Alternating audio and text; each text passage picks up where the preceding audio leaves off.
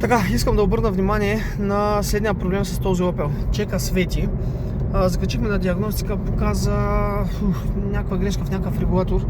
Не я помня така наизуст, но общо взето симптомите на колата са следните. Това е Astra 2018 ли беше? 2018 година, автоматик. Ето. Значи, колата в момента върви на пета скорост.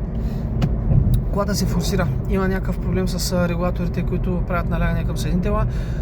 Закарахме на сервис. Сега няма да коментирам кой е сервиза, но чакахме 2 месеца да я направят диагностика, да я тестват.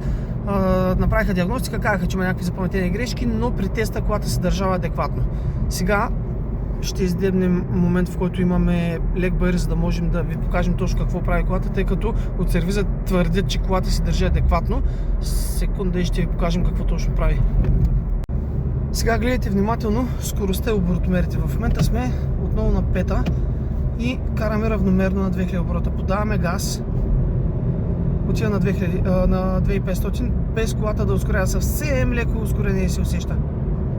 Скачат оборотите, а скоростта едва мърда. Съединителя буксува. Сега, както караме равномерно, пускаме газта и оборотите пропадат почти като на свободна. Би трябвало на пета, както сме, съединителя да е активиран и оборотите да се движат според скоростта на колата, не така да буксува, все едно тръгваме на първа. Това е на пета скорост, така че внимавайте много, следете си автомобила, когато има такъв проблем, да можете да усетите точно какво прави. Това е буксуване, не е както сервизите казват, че колата се държава адекватно, карали е с 100-120, нищо нямало.